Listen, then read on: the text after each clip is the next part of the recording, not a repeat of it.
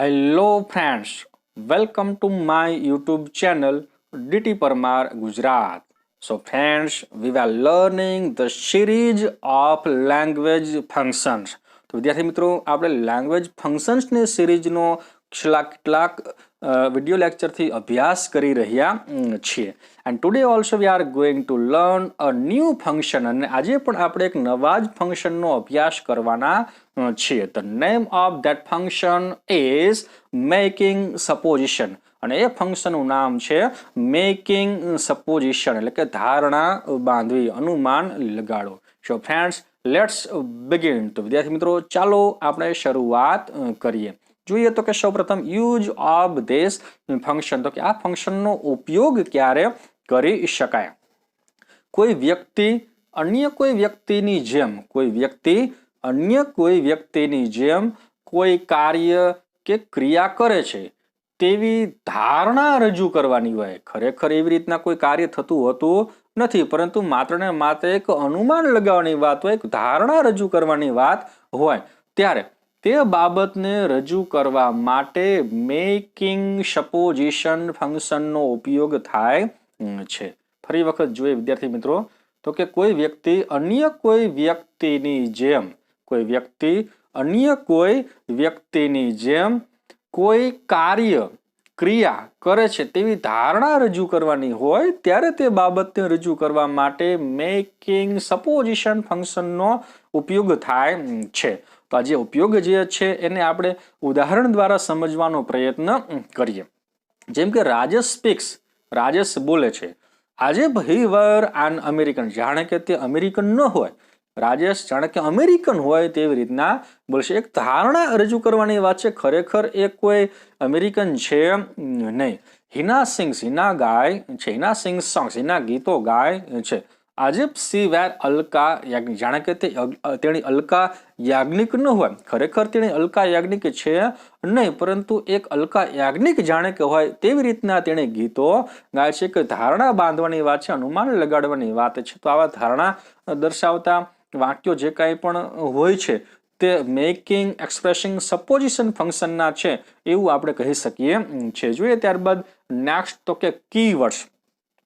કોઈ પણ ફંક્શન આપવામાં આવેલું હોય અને ફંક્શન કોઈ પણ વાક્ય આપવામાં આવેલું હોય અને એ વાક્ય કયા ફંક્શનનું છે તે આપણે ઓળખવું હોય તો એ કીવર્ડ્સ દ્વારા એ આપણે ફંક્શનને ઓળખી શકીએ છીએ.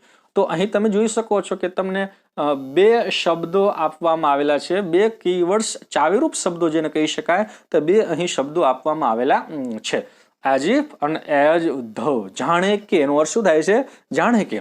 તો એઝ ઇફ અને એઝ ધો એ કીવર્ડ્સ કહી શકાય, ચાવીરૂપ શબ્દો કહી શકાય. એ શબ્દો દ્વારા તમે આપેલ ફંક્શન જે કાંઈ પણ છે તેને ઓળખી શકો છો. તમને ખ્યાલ આવે છે કે મેકિંગ સપોઝિશન અથવા તો એક્સપ્રેસિંગ સપોઝિશન નામનું આ ફંક્શન કહી શકાય.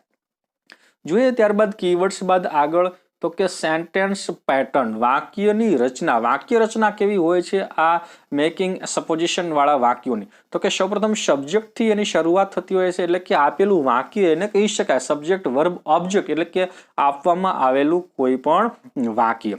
હવે ત્યારબાદ dot dot dot dot dot dot dot હોય છે. હવે એઝ ઇફ અથવા તો એઝ ધોનો ઉપયોગ તમારે કરીને વાક્યને પૂર્ણ કરવાનું હોય છે. તો ત્યારબાદ એઝ ઇફ અથવા તો એઝ ધો અને ત્યારબાદ જે આવશે તે સબ્જેક્ટિવ ફોર્મ આવશે. શું આવશે? તો કે કર્તા વિભક્તિનું સર્વનામ. અહીં જે કાંઈ પણ તમને સબ્જેક્ટ આપેલો હોય તેનું સર્વનામ તમારે અહીં લખવાનું થશે, જે હી, સી, ધે વગેરે વગેરે આવા કર્તા વિભક્તિના સર્વનામનો ઉપયોગ કરવાનો થશે. ત્યારબાદ સૌથી મહત્વની બાબત છે કે અહીં હંમેશા મોટે ભાગે વરનો જ ઉપયોગ કરવાનો થાય છે. જો કે ક્યારેક હેડનો ઉપયોગ પણ કરવાનો થતો હોય છે, પરંતુ વોજ ક્યારેય લખવામાં આવતું નથી. હંમેશા વરનો જ ઉપયોગ કરવામાં આવે છે. સબ્જેક્ટ તરીકે હી હોય કે સી હોય તો પણ વરનો જ ઉપયોગ કરવામાં આવે છે. ત્યારબાદ તમે જોઈ શકો છો કે કોઈ પણ નાઉન, પ્રોપર નાઉન જે કંઈ કહી શકાય, પ્રોફેશન એટલે કે વ્યવસાય જે કંઈ પણ કહી શકાય, અથવા તો સપોઝિશન જે ધારણા બાંધવાની હોય છે તેવું કોઈ પણ તેવા કોઈ પણ શબ્દો અથવા તો વાક્ય એ સૌથી અંતે આપવામાં આવેલ હોય છે. તો આ એક સેન્ટેન્સ પેટર્ન, એક વાક્ય રચના આને કહી શકાય. જોઈએ ત્યારબાદ વાક્ય રચના, ત્યારબાદ આગળ વાક્યરચનાને ધ્યાનમાં રાખીને અહીં તમને કેટલાક એક્ઝામ્પલ્સ આપવામાં આવેલા છે, જે એક્ઝામ્પલ્સ દ્વારા આપણે વાક્યરચના અને ટોપિકને સમજવાનો પ્રયત્ન કરીએ. તો કે હર્ષ ડાન્સ, તો તમે જોઈ શકો છો સબ્જેક્ટ એન્ડ વર્બ. એવું જરૂરી છે નહીં કે તમને ઓબ્જેક્ટ આપવામાં જ આવેલો હોય, ન પણ આપવામાં આવેલો હોય. હર્ષ ડાન્સ, હર્ષ નાચ્યો, હર્ષે નૃત્ય કર્યું. આજે હી વેર પ્રભુ દેવા, જાણે કે તે પ્રભુ દેવા ન હોય, એટલે કે એક પ્રભુ દેવા જેવી એક કલ્પના કરવામાં આવે છે કે હર્ષે જે ડાન્સ કર્યો તે જાણે કે પ્રભુ દેવા હોય એવી રીતના તેણે ડાન્સ કર્યો. દક્ષિલ પ્લેસ ક્રિકેટ, દક્ષિલ ક્રિકેટ રમે છે.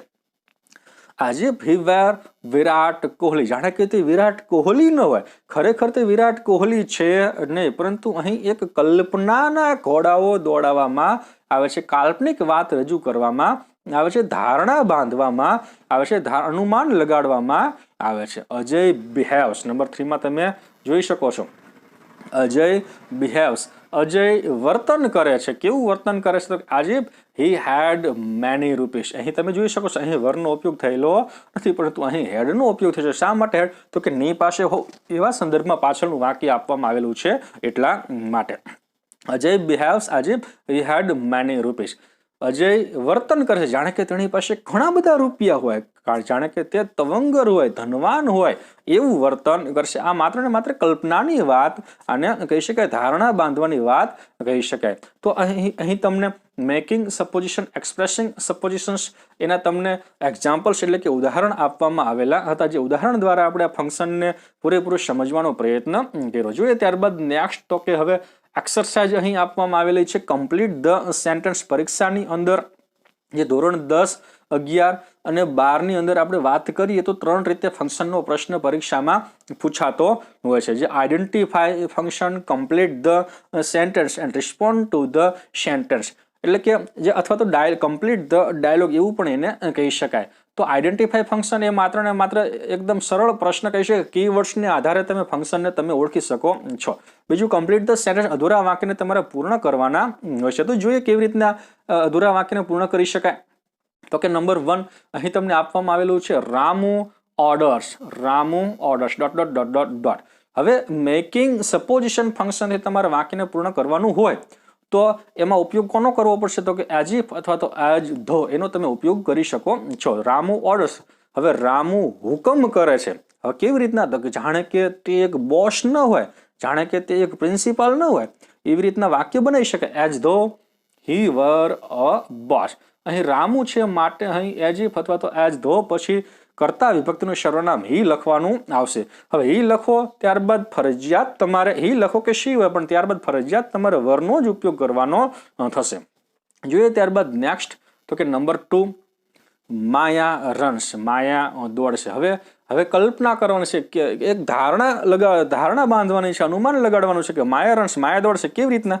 જાણે કે તેની પીટી ઉષા ન હોય, તો કે માયા રન્સ આજીપ સિવાર પીટી ઉષા, તો કે જાણે કે પીટી ઉષા હોય તેવી રીતના દોડે છે. કે અનુમાન લગાવવાની વાત છે, ધારણા બાંધવાની વાત અહીં કહી શકાય. જોઈએ ત્યારબાદ નેક્સ્ટ, તો કે નંબર 3 અર્જુન વોક્સ, અર્જુન ચાલે છે, અર્જુન વોક્સ. આજીપ, અહીં આજીપ શબ્દ આપી દેવામાં આવેલો છે. હવે આજીપ પછી શું? તો કે સબ્જેક્ટિવ ફોર્મ કરતા વિભક્તિનું સર્વનામ લખવાનું આવશે. કોનું? તો કે અહીં આગળ જે નામ આપવામાં આવેલું હોય તેનું. તો અર્જુન વોક્સ આજીપ, આજીપ પછી અર્જુન કરતા વિભક્તિનું સર્વનામ એટલે કે હી. ત્યારબાદ ફરજિયાત વરનો ઉપયોગ કરવાનો થશે. આજીપ હી વર માઇકલ જેક્સન. અહીં કોઈ પણ પ્રોપર નાઉનનો ઉપયોગ કરવાનો થાય અથવા તો પ્રોફેશન પણ આવી શકે, અથવા તો ધારણા બાંધતું કોઈ વાક્ય હોય, શબ્દ હોય એનો પણ ઉપયોગ કરવાનો થતો હોય.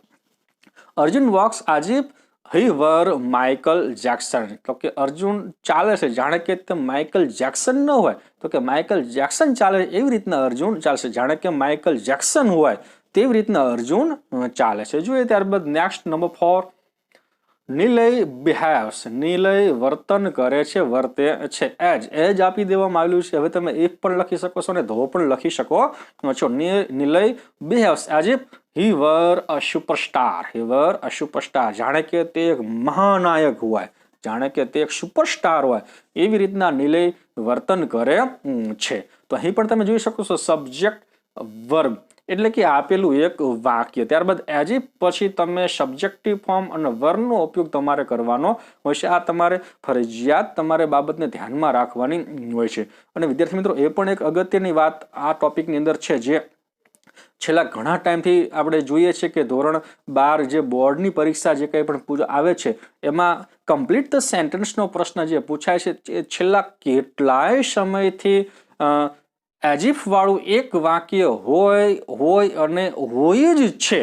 એટલે કે અહીં તમને આ ટોપિક આવડી જાય એટલે તમને 1 માર્ક તમારે ફાઇનલ થઈ જાય છે એઝ ઇફ. ત્યારબાદ તમારે સબ્જેક્ટ અને વર્બનો ઉપયોગ કરીને વાક્યને પૂર્ણ કરવાનું હોય છે, જે મોટે ભાગે છેલ્લા કેટલાય વર્ષોથી 1 માર્કની અંદર એક વાક્ય આવે અને આવે જ છે.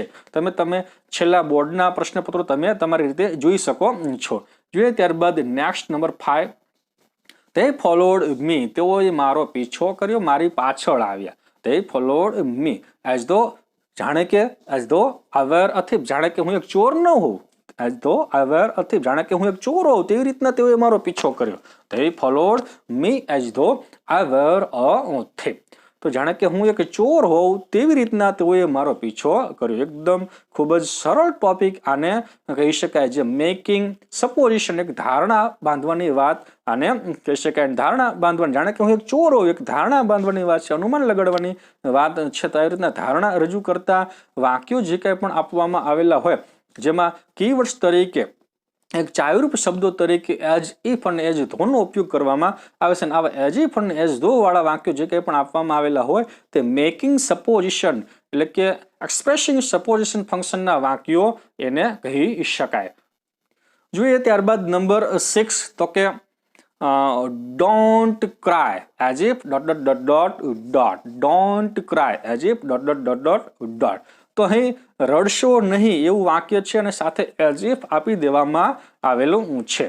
એઝ ઇફ રડશો નહીં, as if you were a little child, જાણે કે તમે એક નાનકડા બાળક હોય એવી રીતના રડશો નહીં. Don't cry as if you were a little child, તો કે તમે જાણે કે એક નાનકડા બાળક હોય એવી રીતના રડશો નહીં. તો અહીં શા માટે યુ એ બાબતને પણ ધ્યાનમાં રાખવી ખૂબ જ જરૂરી કહી શકાય. શા માટે? તો કે અહીં તમને જે વાક્ય આપવામાં આવેલું છે તે આજ્ઞાર્થ વાક્ય છે, ને આજ્ઞાર્થ વાક્ય હોય તો એના કર્તા તરીકે યુ હોય, જે ખરેખર અહીં આપવામાં આવેલું હોતું નથી. તો એટલા માટે અહીં એઝ ઇફ પછી કર્તા વિભક્તિના સર્વનામ તરીકે યુનો ઉપયોગ કરવામાં આવેલો છે. તો don't cry as if you var a little child, તો કે તમે એક નાનકડા બાળક હોય એવી રીતના તમે રડશો નહીં. તમે જાણે કે એક નાનકડું બાળક હોય એવી રીતના રડશો નહીં. તો ખૂબ જ સરળ ટોપિક એટલે કે મેકિંગ એક્સપ્રેસિંગ સપોઝિશન, જેને આજે આપણે અહીં સંપૂર્ણપણે પૂર્ણ કરીએ છીએ. તો વિદ્યાર્થી મિત્રો, આજનો મારો વિડીયો જો તમને પસંદ આવ્યો હોય તો લાઇક કરજો અને વધુમાં વધુ વિદ્યાર્થીઓ સુધી તેને